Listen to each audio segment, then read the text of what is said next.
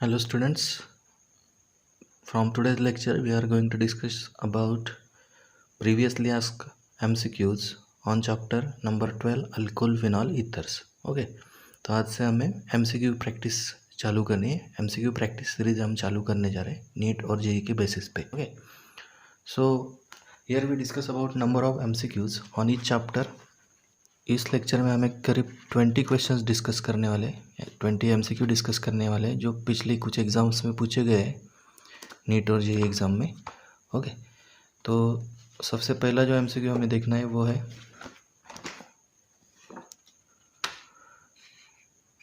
The n propyl alcohol and isopropyl alcohol can be chemically distinguished by. N propyl alcohol और isopropyl alcohol, इनको chemically किस तरीके से हम डिस्टिंग्विश कर सकते हैं, उनको लेबोरेटरी में हम किस तरीके से डिस्टिंग्विश कर सकते। तो फर्स्ट जो दिया है PCl5 phosphorus pentachloride, second reduction method, third oxidation method that is oxidation with potassium dichromate and last option is ozonolysis. तो PCl5 के साथ अगर हम ट्रीट करेंगे इन अल्कोहल को तो एन प्रोपिल अल्कोहल से एन प्रोपिल क्लोराइड फॉर्म होगा, आइसोप्रोपिल अल्कोहल से आइसोप्रोपिल क्लोराइड फॉर्म होगा। ओके, तो ये सुटेबल मेथड नहीं है, दोनों भी क्लोराइड्स फॉर्म करेंगे। रिडक्शन किया नहीं जा सकता, इनको रिडक्शन मेथड से भी हम इनको डिस्टिंग्विश नहीं कर सकते। जो थर्ड ऑप्शन है ऑक्सीडेशन विथ K2Cr2O7। सपोज अगर हम एन प्रोपिल अल्कोहल का ऑक्सीडेशन करते हैं by using this potassium dichromate, acidified potassium dichromate, then n propyl alcohol gives aldehyde and isopropyl alcohol gives ketone, because we know that primary alcohols on oxidation, जो primary alcohol होते हैं, primary alcohols on oxidation gives aldehydes and secondary alcohols on oxidation gives ketones। Okay, तो ये suitable method रहेगी primary और secondary alcohol यानी N propyl alcohol और isopropyl alcohol को डिस्टिंग्विश करने के लिए, केमिकली उनको डिस्टिंग्विश करने के लिए ऑक्सीडेशन मेथड सुटेबल रहेगी। उसकी वजह से यहाँ पे सी ऑप्शन करेक्ट रहेगा। ओजोनोलिसिस हम अल्किन और अल्काइन का करते हैं, यहाँ पे अल्कोहल दिया हुआ है तो उसका कुछ यहाँ पे सवाल नहीं उठता। Okay, now second MCQ, which one of the following is form when sodium phenoxide is heated with ethyl iodide. Sodium phenoxide को इथिल आयोडाइड के साथ ट्रीट करने के बाद कौन सा प्रोडक्ट फॉर्म होगा। ओके, सीधा साधा क्वेश्चन है। देखो बच्चों, आपने पढ़ी हुई रिएक्शन है, जब आप सोडियम फिनॉक्साइड को इथिल आयोडाइड के साथ ट्रीट करोगे तो कौन सा प्रोडक्ट फॉर्म होगा। ओके, तो फिनॉल से ज़्यादा स्टेबल उसके फिनॉक्साइड आयन होते हैं। उसकी वजह से जब भी हमने केमिकल प्रॉपर्टीज़ में केमिकल रिएक्शन पढ़ी फिनॉल की, तो पहले हमने क्या किया, फिनॉल का कन्वर्जन फिनॉक्साइड आयन में किया। Okay, because that phenoxide ions are more stable than normal phenol, वो ज़्यादा रिएक्टिव होता है फिनॉक्साइड आयन, उसकी वजह से हम पहले फिनॉक्साइड आयन फॉर्म करते। और जब आप इस सोडियम फिनॉक्साइड को इथिल आयोडाइड के साथ ट्रीट करोगे, ethyl iodide we know C2H5I ethyl iodide. Okay, तो कौन सा प्रोडक्ट फॉर्म होगा, ऐसा क्वेश्चन उन्होंने पूछा हुआ है। तो क्या होता है सिंपली बच्चों, यहाँ पे ये सोडियम और ये आयोडीन निकल जाएगा, सोडियम आयोडाइड बाहर निकल जाएगा, माइनस NaI, और क्या फॉर्म होगा,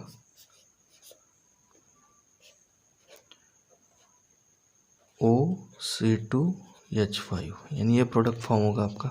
ओके, तो इस प्रोडक्ट का नाम जो है वो आप देते हो इथॉक्सीबेंजीन, और इसका जो एक निकनेम है वो होता है फिनेटॉल।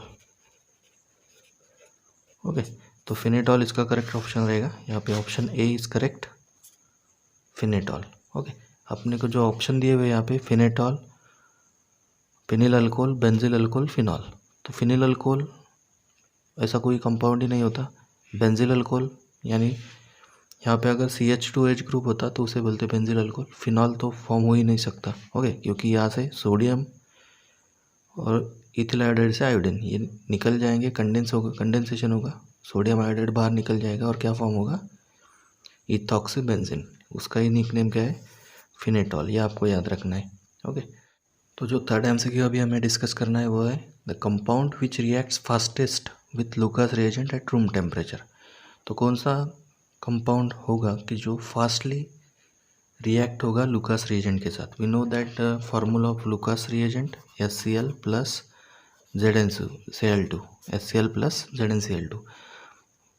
When we treat any alcohol with that Lucas reagent, that is the mixture of HCl and ZnCl2, then formation of alkyl chlorides takes place. Okay, तो हमने ये जो लुकास रिएजेंट है इसकी रिएक्शन अल्कोहल के साथ देखी हुई है और अल्कोहल की रिएक्टिविटी ऑर्डर भी हमने डिस्कस की है. Which alcohols react fastly with Lucas reagent? Tertiary alcohols more quickly react with Lucas reagent than secondary react more quickly than primary. तो जो टर्शरी अल्कोहल्स होते हैं उनमें स्टेरिक हिंड्रेंस भी होता है क्योंकि 3 बल्कि अल्किल ग्रुप कार्बन को अटैच होते हैं और उस कार्बन को एच ग्रुप अटैच होता है. तो जब आप लुकास रिएजेंट के साथ रिएक्शन करोगे टर्शरी अल्कोहल की तो ये अल्कोहल क्विकली अल्किल क्लोराइड में कन्वर्ट हो जाता है और फास्टली ये टर्बिड सॉल्यूशन फॉर्म कर देता है अल्किल क्लोराइड का.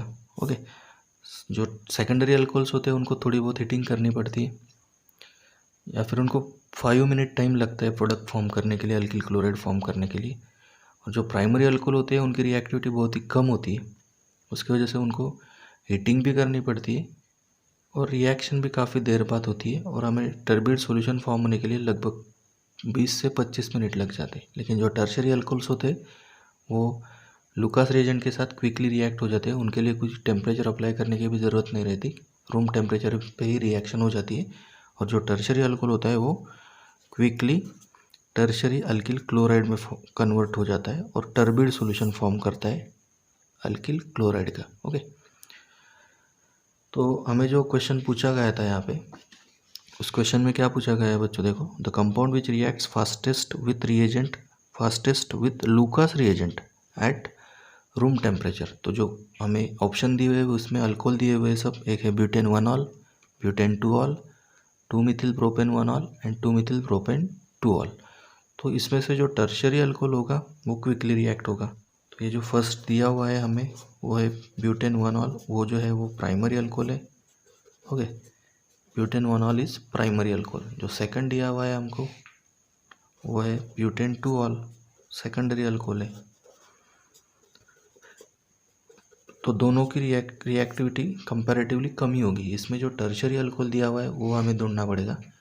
अभी जो लास्ट ऑप्शन बताया हुआ है हमें 2-मिथिल प्रोपेन 2ऑल, इसका स्ट्रक्चर अगर हम ड्रॉ करेंगे तो हमें समझेगा ये कौन सा है, 2-मिथिल प्रोपेन 2ऑल.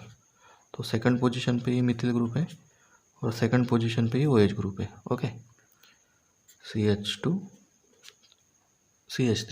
2-मिथिल प्रोपेन 2ऑल, यानी ये टर्शरी ब्यूटिल अल्कोहल है और यहाँ पे जो OH ग्रुप है वो टर्शरी कार्बन को अटैच है, मतलब ये टर्शरी अल्कोहल है, इसकी रिएक्टिविटी सबसे ज़्यादा होगी. तो इसमें करेक्ट ऑप्शन कौन सा आ गया? 2-मिथिल प्रोपेन 2ऑल. ये सबसे ज़्यादा फास्टली लुकास रिएजेंट के साथ रिएक्ट होगा और टर्बिड सॉल्यूशन फॉर्म करेगा. ओके, जो फोर्थ क्वेश्चन है वो है the ionisation constant of phenol is higher than that of ethanol because phenoxide ion bulkier than ethoxide ion. ये तो उसका रीज़न नहीं हो सकता. Phenoxide ion stronger base than ethoxide ion, ये भी उसका रीज़न नहीं हो सकता. Phenoxide ion stabilise through resonance, ये इसका करेक्ट ऑप्शन हो सकता है. और जो लास्ट जो है phenoxide ion less stable then ethoxide, इसका भी कोई सवाल नहीं आता, तो ये भी इनकरेक्ट ही होगा. जो फिनॉक्साइड आयन होते हैं उनमें रेजोनेंस इफेक्ट होता है, हम सबको पता है. फिनॉक्साइड आयन में जो नेगेटिव चार्ज होता है ऑक्सीजन पे वो बेंजीन रिंग के ऑर्थो पैरा पोजीशन पे डीलोकलाइज होता है. ओके, तो उसके वजह से फिनॉल का आयोनाइजेशन क्या होता है? क्विकली होता है. फिनॉल का स्ट्रक्चर आप सबको पता है, OH. ओके, तो phenol is less reactive than phenoxide ion. तो हम सबसे पहले क्या करते हैं, फिनॉल का कन्वर्जन फिनॉक्साइड आयन में करते हैं क्योंकि इस कार्बन जो होता है उस पर OH ग्रुप अटैच है, उसका हाइब्रिडाइजेशन sp2 होता है, वो ज़्यादा एसिडिक होता है कार्बन, तो बॉन्ड पेयर ऊपर से नीचे खींचता है, तो ये हाइड्रोजन निकल जाता है बाहर, ये बॉन्ड पेयर ऑक्सीजन लेता है और फिनॉक्साइड आयन फॉर्म होते हैं. और वो फिनॉक्साइड आयन का जो नेगेटिव चार्ज है वो नीचे डीलोकलाइज करता है फिर बेंजीन को स्टेबल करने के लिए. और 4 रेजोनेंस स्ट्रक्चर हमने इसके बनाए थे. ओके, तो इसका जो आयनाइजेशन है वो किसकी वजह से होता है ज़्यादातर, इसमें जो रेजोनेंस इफेक्ट है उसकी वजह से होता है. Therefore the ionisation constant of phenol is higher than that of ethanol due to phenoxide and get stabilized through resonance effect. Okay, so correct option is C. Now fifth question is RC double bond OOH get converted into RCH2H. मतलब यहाँ पे क्या हुआ बच्चों, carboxylic acid का general formula और alcohol का general formula है, प्राइमरी अल्कोहल का. ओके, ये प्राइमरी अल्कोहल है और ये कार्बोक्सिलिक एसिड है. तो ये जो रिडक्शन हुआ, this reduction is not done by using, ये जो रिडक्शन यहाँ पे हुआ है वो नीचे में से कौन सा रिड्यूसिंग एजेंट यूज करके नहीं किया जा सकता. ओके, तो देखो LiLH4 तो यूज़ किया जाता है, हमको पता है. ईस्टर और कार्बोक्सिलिक एसिड को प्राइमरी अल्कोहल में रिड्यूस करने के लिए हम क्या यूज़ करते हैं, LiAlH4 यूज़ करते. सोडियम प्लस अल्कोहल भी यूज़ किया जाता है. और ये जो NaBH4 है ये सिर्फ अल्डिहाइड और कीटोन के रिडक्शन के लिए यूज़ किया जाता है. Okay, so your correct option is NaBH4. This sodium and alcohol, sodium plus alcohol also use for reduction of carboxylic acids to primary alcohol. LiLH4 तो हमको अच्छे से पता ही है कि ईस्टर और कार्बोक्सिलिक एसिड के रिडक्शन के लिए यूज़ किया जाता है इसे. यह ऑप्शन नहीं हो सकता. ओके, सभी के सभी गलत नहीं है इसमें. ये LiLH4 यूज़ किया जाता है, सोडियम अल्कोहल भी यूज़ किया जाता है. NaBH4 सिर्फ अल्डिहाइड और कीटोन के रिडक्शन के लिए यूज़ किया जाता है. Catalytic hydrogenation method, this sodium borohydrate are use for reduction of aldehydes and ketones only. Okay, so यहाँ पे करेक्ट ऑप्शन क्या होगा, NaBH4. हमको क्वेश्चन क्या पूछा गया था कि यह कन्वर्जन इसमें से कौन सा रिड्यूसिंग एजेंट यूज़ करके नहीं किया जा सकता, तो उसका करेक्ट ऑप्शन आता है NaBH4. Next question is, it is also theoretical question. Phenol is less soluble in water. It is due to, जो फिनॉल होता है वो अल्कोहल से भी कम ज़्यादा उसकी सोल्युबिलिटी होती है वाटर में. तो ऐसा क्यों होता है? Okay, due to non polar nature of phenol. Phenol में पोलरिटी होती है, OH बॉन्ड पोलर होता है. Okay, acidic nature of OH group, acidic nature तो होता ही है उसका कुछ रिलेशन नहीं हो सकता सोल्युबिलिटी के साथ. ओके, वो H प्लस आयन देगा, O माइनस आयन बचेगा, तो वो वाटर के साथ हाइड्रोजन बॉन्डिंग कर सकता है. ओके, बट जो मेन रीज़न है वो क्या है हमें ढूंढना है यहाँ पे, non polar hydrocarbon part in it. तो जो फिनॉल होता है, फिनॉल में जो बेंजीन रिंग अटैच होती है OH ग्रुप को, उसका स्ट्रक्चर काफ़ी बड़ा होता है. जो बल्कि ग्रुप है फिनॉल में वो कौन सा है, बेंजीन रिंग है. OH ग्रुप छोटा सा है. तो फिनॉल में पोलर ग्रुप और नॉन पोलर ग्रुप, इनका कंपैरिजन अगर आप करोगे तो नॉन पोलर ग्रुप का स्ट्रक्चर बड़ा है, यानी बेंजीन रिंग बड़ी होती है. तो नॉन पोलर हाइड्रोकार्बन पार्ट उसमें सबसे ज़्यादा होता है, तो उसकी वजह से it is less soluble in water than alcohols. तो अल्कोहल से फिनॉल की जो सोल्यूबिलिटी होती है वाटर में कम होती है, क्योंकि उसमें नॉन पोलर हाइड्रोकार्बन का पार्ट ज़्यादा होता है. बेंजीन रिंग होती है ना उसमें. None of above. ओके, तो यहाँ पे करेक्ट ऑप्शन क्या आएगा बच्चों आपका, non polar hydrocarbon part in it. तो बेंजीन में नॉन पोलर हाइड्रोकार्बन पार्ट ज़्यादा होता है, उसकी वजह से उसकी सोल्युबिलिटी वाटर में कम होती है कंपैरेटिवली अल्कोहल से. ओके, तो देखो बच्चों यहाँ पे जो 7वां MCQ हमें दिया हुआ है वो है, which reagent is more effective to convert bute two enol to bute two enol. Okay, तो हमें यहाँ पे क्या करना है बच्चों, जो ब्यूट टू इनॉल है यानी सेकंड पोजीशन पे डबल बॉन्ड और फॉर्माइल ग्रुप फर्स्ट पोजीशन पे, उसको हमें कन्वर्ट करना है ब्यूट टू इनॉल में. दोनों स्ट्रक्चर यहाँ पे लिख दिए मैंने. यहाँ पे जो फॉर्माइल ग्रुप है उस फॉर्माइल ग्रुप को हमें कन्वर्ट करना है प्राइमरी अल्कोहल ग्रुप में. तो ये जो प्रोसेस है, ये जो रिएक्शन है, इसे हम क्या बोलते हैं, रिडक्शन बोलते हैं. यानी हमें जो रिएजेंट यूज़ करना पड़ेगा वो कौन सा होगा, रिड्यूसिंग एजेंट होगा. तो नीचे दिए हुए 4 ऑप्शन में से जो रिड्यूसिंग एजेंट है वो हमें ढूंढना है. तो जो KMnO4 फर्स्ट ऑप्शन है वो ऑक्सीडाइजिंग एजेंट होता है, potassium permanganate. Second option sodium borohydrate, it is reducing agent. H2PT, catalytic hydrogenation, it is also reducing method. Last option is K2Cr2O7 dilute H2SO4, means it is also oxidising agent. यानी first और last option oxidising agent है, तो वो हो नहीं सकते यहाँ पे. हमें जो करना है वो रिडक्शन करना है यहाँ पे। जो दिया हुआ अल्डिहाइड अनसैचुरेटेड है और जो अल्कोहल बनाना है वो भी अनसैचुरेटेड है। सपोज अगर हम कैटालिटिक हाइड्रोजनेशन करेंगे तो ये डबल बॉन्ड भी वो क्या कर देगा, रिड्यूस कर देगा। यहाँ पे CH2 सिंगल बॉन्ड हो जाएगा, CH2 सिंगल बॉन्ड, और हमें जो अनसैचुरेटेड अल्कोहल बनाना है ब्यूट-2 इनॉल वो नहीं बन पाएगा। ओके, तो ये कैटालिटिक हाइड्रोजनेशन मेथड कट हो जाएगी और बचा जो रिड्यूसिंग एजेंट है वही हम फिर यूज़ कर सकते हैं, सोडियम बोरोहाइड्राइड। तो करेक्ट ऑप्शन कौन सा होगा बच्चों यहाँ पे, NaBH4, because KMnO4 and K2Cr2O7 are oxidising agent. H2PT it reduces this double bond to single bond and we get saturated alcohol. Therefore this method is not suitable to convert but-2 enol to but-2 enol. Okay, तो हमें जो correct option होगा बच्चों वो क्या होगा यहाँ पे, NaBH4. Okay, now we discuss 8th MCQ. Since 23 gram of sodium react with methyl alcohol to give, अब यहाँ पे जो क्वेश्चन दिया हुआ है काफ़ी सिंपल रिएक्शन है बच्चों। जब हम किसी अल्कोहल को सोडियम मेटल के साथ ट्रीट करते हैं तो क्या फॉर्म होता है, सोडियम अल्कोक्साइड फॉर्म होता है अल्कोहल का। ओके, जो अल्कोहल होता है उसका अल्कोक्साइड आयन फॉर्म हो जाते हैं। तो जब भी हम किसी अल्कोहल को सोडियम मेटल के साथ ट्रीट करते हैं तो सोडियम अल्कोक्साइड फॉर्म होता है और H2 गैस बाहर निकल जाता है। ओके, तो यहाँ पे हमें जो सोडियम दिया हुआ है उसका मास कितना दिया है बच्चों, हमें 23 ग्राम, यानी 1 मोल ऑफ सोडियम दिया हुआ है। ओके, यहाँ पे एक एटम लिया तो अल्कोहल का भी एक ही मॉलिक्यूल लेना पड़ेगा। ओके, तो ये एक ही हाइड्रोजन बाहर निकलेगा, उसके जगह पे कौन आ जाएगा, सोडियम आ जाएगा। तो जो हाइड्रोजन बाहर निकलेगा वो एक ही है, तो हाइड्रोजन गैस कितना मिलेगा हमें, half mole of hydrogen gas. Okay, समझा। तो जब आप सोडियम एटम एक ही लेना है आपको तो अल्कोहल भी एक ही लेना पड़ेगा। ये हाइड्रोजन ये सोडियम रिप्लेस कर देगा और फॉर्म करेगा मिथॉक्साइड आयन, सोडियम मिथॉक्साइड। और बाहर क्या निकलेगा, ये एक हाइड्रोजन निकलेगा। जो हमें बाहर निकालना पड़ता है वो होता है हाइड्रोजन गैस, यानी कितना हाइड्रोजन बाहर निकलेगा, half mole of H2 gas. तो जो क्वेश्चन है वो क्वेश्चन हमें दिया हुआ है 23 gram of sodium reacts with methyl alcohol to give. जब 1 मोल ऑफ सोडियम आप मिथिल अल्कोहल के साथ रिएक्ट करोगे तो क्या बाहर निकलेगा, O2 तो नहीं निकलता है, यहाँ पे हाइड्रोजन रिलीज होता है।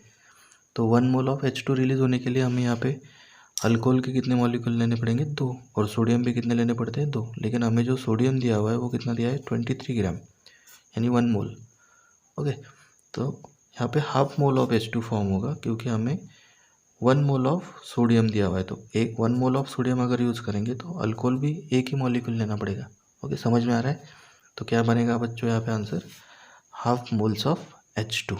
सो correct option is B option. Now we discuss 9th MCQ. Since students here the reaction given below is, हमें जो रिएक्शन दी हुई है साइक्लोपेंटानॉल है, इसको सोडियम हाइड्राइड के साथ ट्रीट करने के बाद सोडियम साइक्लोपेंटॉक्साइड आयन फॉर्म हो गए। ओके, और इसको जब आप मिथिल आयोडाइड के साथ ट्रीट करोगे तो ये करस्पॉन्डिंग ईथर फॉर्म होता है। अब ये जो रिएक्शन है वो कौन सी रिएक्शन है हमें पूछा है।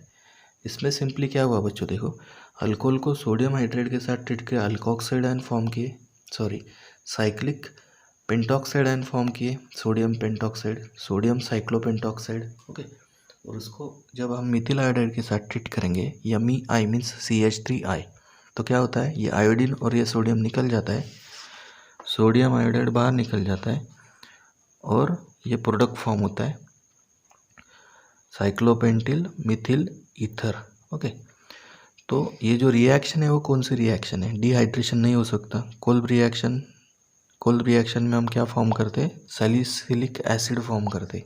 Okay, Wurtz reaction, 2 alkyl halide molecules treated with sodium metal to form higher alkanes, तो ये रिएक्शन भी नहीं है वो। विलियमसन ईथर सिंथेसिस, ये ऑप्शन हो सकता है क्योंकि यहाँ पे ईथर फॉर्म हुआ है। ओके, एक बाजू में साइक्लोपेंटिल ग्रुप है, एक बाजू में मिथिल ग्रुप है। ओके, जब हम किसी अल्कोक्साइड को, फिनॉक्साइड को जब हम अल्किल अलाइड के साथ ट्रीट करते हैं तो ईथर फॉर्म होता है करस्पॉन्डिंग। ओके, तो ये कौन सी रिएक्शन है, it is Williamson ether synthesis, therefore correct option is B. Now next question, ethanol converted into ethoxyethane by, हमको इथेनॉल को कन्वर्ट करना है इथॉक्सी इथेन में। हमने प्रिपरेशन ऑफ ईथर में दो ही मेथड डिस्कस किए अपने 12th के सिलेबस में, एक है by intermolecular dehydration of alcohols and दूसरी है विलियमसन ईथर सिंथेसिस। अल्कोहल को ईथर में कन्वर्ट करना है, तो अल्कोहल को ईथर में अगर कन्वर्ट करना है तो एक ही मेथड है, उस मेथड का नाम क्या बताया मैंने आपको, by intermolecular dehydration of alcohols. तो जब आप अल्कोहल का इंटरमोलिकुलर डिहाइड्रेशन करते हो by using concentrated sulfuric acid, then we get ethers, but there is one condition about temperature। तो ये जो मेथड थी बच्चों जिसमें हमने अल्कोहल का इंटरमोलिकुलर डिहाइड्रेशन करके ईथर बनाया था, उस मेथड में एक ही एक्सेप्शन था कि जब आप टेम्परेचर 413 रखोगे तब आपको ईथर बनता है आपका अल्कोहल से इंटरमोलिकुलर डिहाइड्रेशन होके। अगर टेम्परेचर 413 के आगे बढ़ जाता है, 443 केल्विन तक जाता है, तो हमें क्या मिलता है, अल्किन प्रोडक्ट मिलता है। ओके, ये 11th में भी पढ़ी हुई रिएक्शन है आपने, और अभी 12th में भी रिपीट हुई। 12th में ये ईथर का प्रिपरेशन देखा तब हमने ये मेथड देखी थी कि अगर सपोज आपको दो अल्कोहल मॉलिक्यूल से या फिर अल्कोहल मॉलिक्यूल से ईथर बनाना है तो आपको क्या करना पड़ता है, कॉन्सेंट्रेटेड सल्फ्यूरिक एसिड के साथ ट्रीट करना पड़ता है एट अबाउट 413 केल्विन। इससे आगे टेम्परेचर नहीं जाना चाहिए, नहीं तो अल्किन फॉर्म होगा। अगर ईथर फॉर्म करना है तो कितना टेम्परेचर लगता है, 413 केल्विन, और आपको करस्पॉन्डिंग ईथर मिलता है by intermolecular dehydration of alcohols. ये रिएक्शन कैसी होती है वो भी आपको अच्छे से पता है, ROH प्लस ROH। ओके, तो यहाँ पे एक मॉलिक्यूल में से OH बॉन्ड ब्रेक होगा, एक अल्कोहल में से कार्बन ऑक्सीजन बॉन्ड ब्रेक होगा, और क्या फॉर्म होता है, करस्पॉन्डिंग ईथर फॉर्म होता है इस तरीके से। ओके, लेकिन यहाँ पे एक टेम्परेचर कंडीशन है, वो है 413 केल्विन, और concentrated sulphuric acid reagent use करना पड़ता है। तो हमें जो क्वेश्चन पूछा है उसमें क्या पूछा है, ethanol is converted into ethoxy ethane by, ethanol से हमें क्या बनाना है, इथॉक्सी इथेन बनाना है, C2H5O, यानी डाईइथिल ईथर बनाना है। तो कौन सी मेथड सुटेबल रहेगी या फिर कौन सी कंडीशन इसमें से रहेगी वो हमें ढूंढनी है। तो जो लास्ट कंडीशन दी हुई है, स्टैंडर्ड टेम्परेचर 298 केल्विन, ये तो पॉसिबल नहीं है। स्टैंडर्ड टेम्परेचर यानी रूम टेम्परेचर होता है, और जो 273 केल्विन लिखा है यहाँ पे वो क्या होता है, 0 डिग्री सेल्सियस। तो ये दोनों कंडीशन कट हो जाएगी आपकी। जो सेकंड कंडीशन दी हुई है, heating with concentrated sulphuric acid at 443 kelvin, ये हो नहीं सकता, क्योंकि अगर आप 443 केल्विन तक अगर हीटिंग करते हो तो कौन सा प्रोडक्ट फॉर्म होता है, अल्किन प्रोडक्ट फॉर्म होता है। इलिमिनेशन फेवर्स, ओके, इलिमिनेशन होता है और अल्किन बनता है अल्कोहल से। उसका मैकेनिज्म भी आपने पढ़ा, दोनों क्लास में पढ़ा, 11th में भी पढ़ा है और 12th में भी पढ़ा है। ओके, हमें क्या बनाना है, ईथर बनाना है। तो उसके लिए कंडीशन क्या होती है, 413 केल्विन। अगर 413 केल्विन को डिग्री सेल्सियस में कन्वर्ट करेंगे तो क्या होता है वो, 140 डिग्री सेल्सियस। तो करेक्ट ऑप्शन क्या होगा बच्चों यहाँ पे, heating ethanol with concentrated sulphuric acid at 140 degree Celsius, यानी 413 केल्विन। ओके, समझा। ये हो गया 10th question. Next, monochlorination of toluene in sunlight followed by hydrolysis with aqueous NaOH gives orthocresol, metacresol, 2,4-डाइहाइड्रोक्सीटोल्यून, बेंजील अल्कोहल। तो देखो सिंपल रिएक्शन है ये भी। क्या पूछा है हमको, टोल्यून का अगर मोनोक्लोरिनेशन करते हैं हम in presence of ultraviolet light, then we gate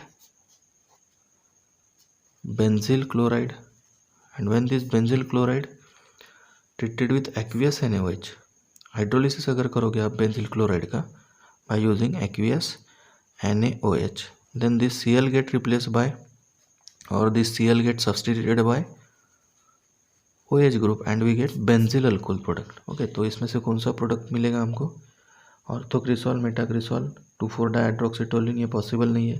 last option बेंजील alcohol is correct. यहाँ पे मैंने रिएक्शन भी बताई आपको, जब आप टोल्यून को यानी मिथिल बेंजीन का क्लोरिनेशन करोगे in presence of ultraviolet light और sunlight, then we get first benzyl chloride. If we carry hydrolysis of that benzyl chloride,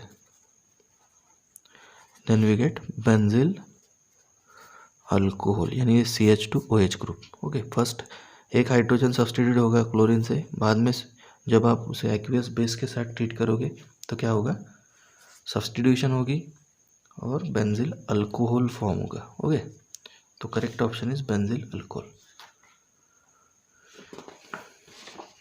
12th question is the IUPAC name of following compound. ये जो compound दिया हुआ है इसका IUPAC name बताना है बच्चों हमें।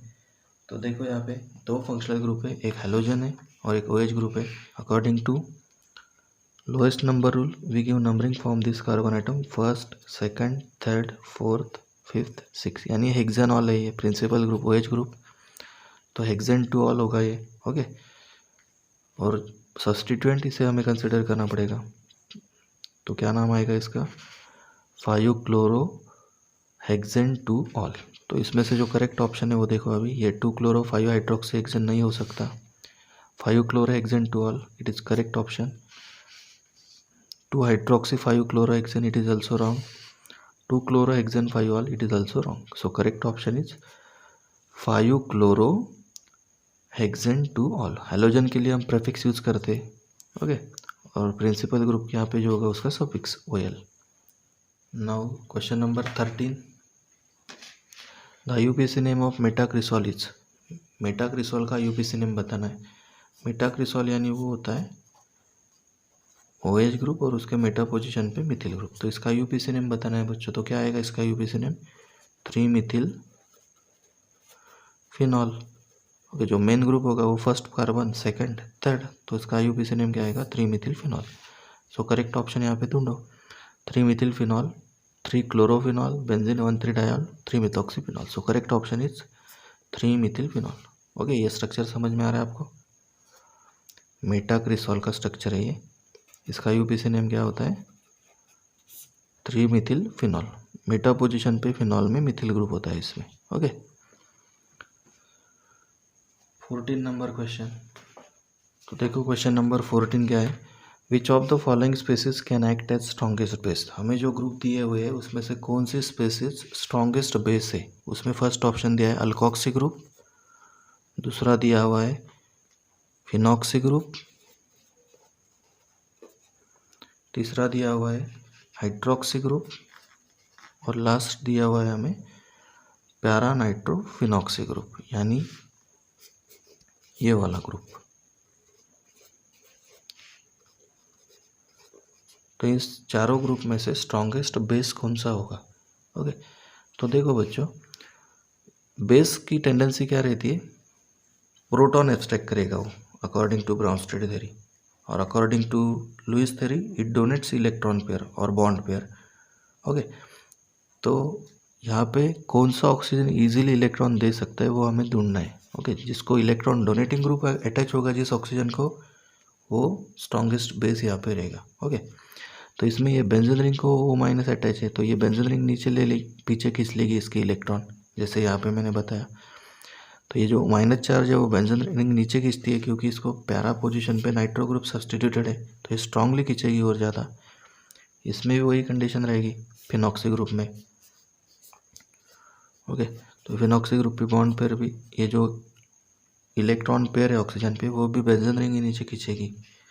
सिर्फ अल्कोक्सी ग्रुप है, ऐसा ग्रुप है यहाँ पे दिया हुआ जिसमें इलेक्ट्रॉन डोनेटिंग ग्रुप ऑक्सीजन को अटैच है, तो ऑक्सीजन इजीली दूसरे को ये इलेक्ट्रॉन पेयर दे सकता है और अटैक कर सकता है किसी पे भी। ओके, तो इसकी वजह से करेक्ट ऑप्शन क्या आएगा यहाँ पे, alkoxy group acts as strongest base than phenoxy group, hydroxy group and para nitrophenoxy group. Okay, question number 15, phenol is less acidic than which of the following. दिए हुए ऑप्शन में से किससे फिनॉल ये कम एसिडिक रहेगा। तो फिनॉल की acidity हमने डिस्कस की, और उस पर सब्स्टिट्यूएंट का इफेक्ट क्या होता है वो भी हमने डिस्कस किया है। ओके, तो फिनॉल में जब पैरा ऑर्थो पोजीशन पे जब इलेक्ट्रॉन विड्रॉइंग ग्रुप होते हैं तो उसकी एसिडिटी उस वक्त सबसे ज़्यादा होती है। क्यों ज़्यादा होती है, क्योंकि ये हाइड्रोजन का आयनाइजेशन ये इलेक्ट्रॉन विड्रॉइंग ग्रुप क्या करते, फेवर करते। ये इलेक्ट्रॉन खींचेगी खुद की तरफ इलेक्ट्रॉन विड्रॉइंग ग्रुप, तो ये ऑक्सीजन से खींचेगा बेंजीन रिंग नीचे, और ये ऑक्सीजन किससे लेता है, फिर इस बॉन्ड पेयर से लेता है, OH बॉन्ड पेयर से। तो उसकी वजह से जब electron withdrawing group ortho para position पे होता है तो उस फिनॉल की एसिडिटी सबसे ज़्यादा होती है। ओके, इथेनॉल की एसिडिटी बहुत ही कम होती है फिनॉल से। तो यहाँ पे जो हमें क्वेश्चन पूछा गया है कि यहाँ पे फिनॉल जो है वो किससे कम एसिडिक रहेगा, तो जो दिए हुए ऑप्शन है उन सब में ऑर्थो पोजीशन पे मिथिल ग्रुप है, यहाँ पे मिथॉक्सी ग्रुप है, ये अल्कोहल है। तो किससे कम एसिडिक रहेगा फिनॉल? इथेनॉल तो बहुत ही कम एसिडिक है फिनॉल से। ऑर्थो नाइट्रोफिनॉल से कम एसिडिक रहेगा, क्योंकि ऑर्थो नाइट्रोफिनॉल में इलेक्ट्रॉन विड्रॉइंग ग्रुप अटैच होता है फिनॉल के ऑर्थो पोजीशन पे, तो उसकी एसिडिटी सबसे ज़्यादा रहती है कंपैरेटिवली फिनॉल से। ओके, और ऑर्थो आइसोमर से भी ज़्यादा कौन एसिडिक होता है? सबसे ज़्यादा पैरा आइसोमर होता है। समझ में आ रहा है? देन क्वेश्चन नंबर 16, तो करेक्ट ऑप्शन यहाँ पे कौन सा होगा बच्चों? Ortho nitrophenol. Question number 16, mark the correct order of decreasing acid strength. Same question है, उसी पॉइंट पे रिलेटेड है, एसिडिटी पे। तो देखो यहाँ पे ऑर्थो पैरा पोजीशन पे अगर इलेक्ट्रॉन विड्रॉइंग ग्रुप होगा तो उसकी एसिडिटी सबसे ज़्यादा होती है। ओके, तो दिए हुए ऑप्शन को हमें क्या करना है? डिक्रीजिंग एसिड स्ट्रेंथ में अरेंज करना है। ओके, तो ऑर्थो पैरा पोजीशन पे इलेक्ट्रॉन विड्रॉइंग ग्रुप किस में? देखो सबसे पहले ये है पैरा पे, तो ये सबसे ज़्यादा एसिडिक होगा, बी ऑप्शन।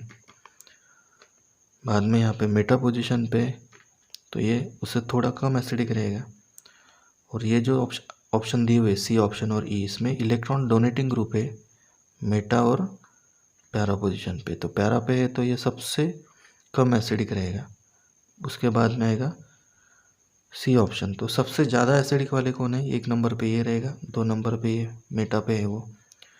बाद में नॉर्मल फिनॉल, उसके बाद में जब मेटा पे रहेगा इलेक्ट्रॉन डोनेटिंग ग्रुप तब, और पैरा पे रहेगा तो वो सबसे कम एसिडिक रहेगा। ओके, तो करेक्ट ऑप्शन क्या आएगा बच्चों यहाँ पे? B D A C E. B सबसे ज़्यादा एसिडिक, उसके बाद में डी, फिर ए नॉर्मल फिनॉल, उसके बाद फिर मेटा पोजीशन पे इलेक्ट्रॉन डोनेटिंग ग्रुप यानी ये, और उसके बाद पैरा पोजीशन पे इलेक्ट्रॉन डोनेटिंग ग्रुप ये। Okay, B D A C E. Okay, next question, question number 17, among the following alkenes which one produces tertiary butyl alcohol on acid hydration? Okay, तो दिए हुए अल्किन में से कौन सा alkene acid hydration करने के बाद टर्शियरी ब्यूटिल अल्कोहल प्रोड्यूस करेगा? ओके, तो एसिड हाइड्रेशन जब हम करते हैं अल्किन्स का, तो हमें कौन सा रूल अप्लाई करना पड़ता है? वहाँ पे मार्कोनिकॉफ रूल अप्लाई करना पड़ता है। तो जो मोर सब्स्टिट्यूटेड कार्बन होगा उस पर OH ग्रुप अटैच होगा, और जो लेस सब्स्टिट्यूटेड कार्बन होगा उस पर हाइड्रोजन अटैच होगा। तो सपोज अगर हम इस पर करते देखते हैं, तो ये मोर सब्स्टिट्यूटेड कार्बन है, डबल बॉन्डेड कार्बन, इस पर OH अटैच होगा, इस पर H अटैच होगा, तो कौन सा अल्कोहल फॉर्म होगा? करके देखते हैं हम।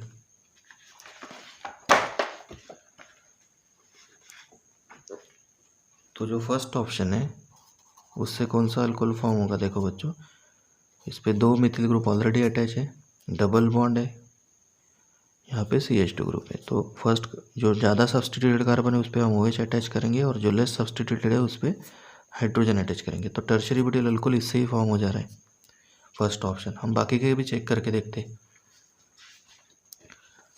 तो टर्शियरी ब्यूटिल अल्कोहल इससे ही फॉर्म हो रहा है।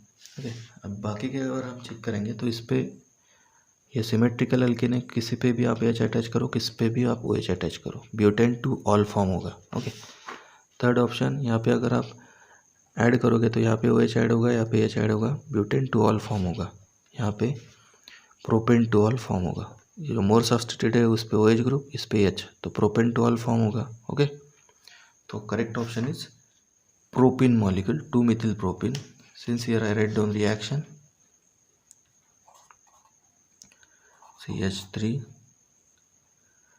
2 times double bond CH2। Okay, तो इस पे जब आप एसिड हाइड्रेशन करोगे by using concentrated H2SO4, then we get this product. Okay, तो जो मोर सब्स्टिट्यूटेड कार्बन है उस पर OH ऐड होगा, और जो लेस सब्स्टिट्यूटेड है उस पर हाइड्रोजन ऐड, इस पर हाइड्रोजन, इस पर OH, तो डबल बॉन्ड का हो जाएगा सिंगल बॉन्ड, और ये टर्शियरी ब्यूटिल अल्कोहल फॉर्म होगा। Okay, so correct option is option number A. Now question number 18, which one of the following compound has highest boiling point. दिए हुए कंपाउंड में से किस कंपाउंड का बॉइलिंग पॉइंट ज़्यादा होगा, ये क्वेश्चन पूछा है हमें बच्चों। देखो यहाँ पे propanol, n butane, chloroethane and propanol. तो दिए हुए इन चारों कंपाउंड में से 4 टाइप के कंपाउंड दिए हुए, एक है अल्कोहल, एक है अल्केन, एक है क्लोरोइथेन और एक है अल्डिहाइड। यानी एक अल्किल हलाइड है, एक अल्कोहल है, एक अल्केन है और एक अल्डिहाइड है। तो इनमें से सबसे ज़्यादा बॉइलिंग पॉइंट किसका होगा। तो नॉर्मल रूल तो हमें पता है कि जितना ज़्यादा कार्बन चेन होगा उतना सरफेस एरिया ज़्यादा होता है, उसका बॉइलिंग पॉइंट उतना बढ़ता है। ओके। और जो फंक्शनल ग्रुप होते हैं उनके लिए भी हमें कुछ क्राइटेरिया पता होने चाहिए, कुछ क्राइटेरिया पता होने चाहिए, जैसे कि हाइड्रोजन बॉन्डिंग। अभी इन दिए हुए कंपाउंड में हाइड्रोजन बॉन्डिंग कोई फॉर्म करता है कि वो हमें सबसे पहले देखना होगा। तो अल्कोहल हाइड्रोजन बॉन्डिंग फॉर्म करता है, अल्केन नहीं करते, अल्डिहाइड नहीं करता, अल्किल हलाइड भी नहीं करते। तो यहाँ पे सिंपल सा क्राइटेरिया है, due to hydrogen bonding this alcohol has higher boiling points, therefore correct option is propanol. Okay. बाकी में हाइड्रोजन बॉन्डिंग नहीं होती। ओके। कितनी भी बड़ी कार्बन चेन हो, इसमें ऑक्सीजन प्रेजेंट है। ब्यूटेन में अगर 4 कार्बन भी हो गए तो इसमें क्या होता है, ऑक्सीजन होता है और वो भी विथ हाइड्रोजन बॉन्डिंग होता है। तो इसकी वजह से करेक्ट ऑप्शन क्या होगा, option A propanol has highest boiling point. Question number 19, अच्छे से ध्यान दो, समझ लो। Phenol can be converted into ortho hydroxy benzaldehyde by. Simple reaction है। कौन सी रिएक्शन है बच्चों ये, फिनॉल को हमने किस में कन्वर्ट करना है, ऑर्थो हाइड्रोक्सी बेंजाल्डिहाइड में। कौन से रिएक्शन में किया था हमने ये, रीमर टिमन रिएक्शन में किया था। जब आपने फिनॉल को CaCl3 एक्वियस NaOH के साथ ट्रीट किया था और लास्ट स्टेप में हाइड्रोलिसिस किया था by using dilute acid, then formation of benzaldehyde ortho hydroxy benzaldehyde में। यानी इसका दूसरा नाम क्या था बच्चों, सैलिसाल्डिहाइड। ओके, सैलिसाल्डिहाइड में कन्वर्ट किया था। Last question of this session of this lecture.